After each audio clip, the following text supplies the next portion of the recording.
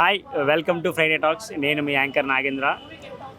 Just ఇప్పుడే మన విజయ్ దేవరకొండ గారు నటించిన కింగ్డమ్ మూవీ చూసి వచ్చాను.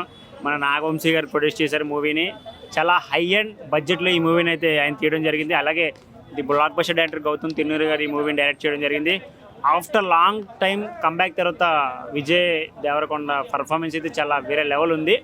అండ్ ఇంకొకటి ఏంటంటే వాళ్ళకి బ్రదర్గా నటించిన మన అందరికీ ఫేవరెట్ యాక్టర్ అయిన సత్యదేవ్ గారు కూడా అసలు ఎక్కడ తగ్గకుండా యాక్ట్ చేశారు. So one of the best actor అని చెప్పొచ్చు ఆయన కూడా టీఎఫ్ఐలో. అండ్ ఇంకొకటి ఏంటంటే చాలా ఒక ఎమోషనల్తో సెంటిమెంట్తో కూడిన మూవీ ఇది. అండ్ అలాగే విజయ్ కూడా ఫ్యామిలీ కోసం కష్టపడి వాళ్ళ అన్నయ్యని సేవ్ చేయాలి, ఫ్యామిలీని సేవ్ చేయాలన్న వర్షంలో ఈ స్టోరీ అంతా నడుస్తూ ఉంటుంది. ఒకటి ఏంటంటే కొంచెం అక్కడక్కడ ల్యాగ్ అనిపించింది. బట్ ఇంకొకటి ఏంటంటే హీరోయిన్ అరే ఎందుకు పెట్టారా హీరోయిన్ అనిపిస్తున్నప్పుడు రీసెంట్గా మనం ఏ మూవీ చూసినా హీరోయిన్స్కి పెద్దగా ఇంపార్టెన్స్ ఉండలేదు. ఈ మూవీలో ఉంటుందని నేను ఎక్స్పెక్ట్ చేశాను. ఈ మూవీలో కూడా పెద్దగా ఎక్స్పెక్టేషన్స్ అయితే హీరోయిన్ మీద పెట్టుకోవాల్సిన లేదు మీరు.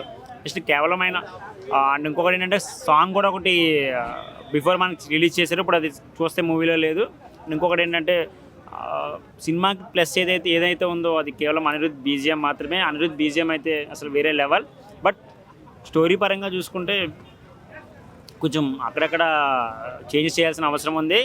మన స్టోరీ అర్థమయ్యే లోపే పార్ట్ 2 అని చెప్పేసి ది ఎండ్ కార్డ్ అయితే పడుతుంది.